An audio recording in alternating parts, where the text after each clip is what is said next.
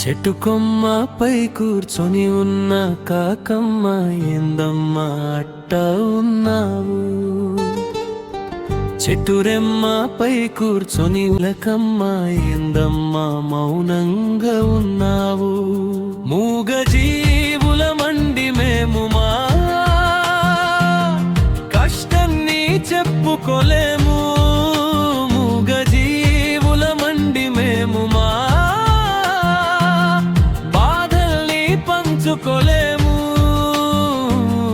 ఎదలోన బాధలను ఉంచుకున్నాము, మదిలోన కన్నీళ్ళు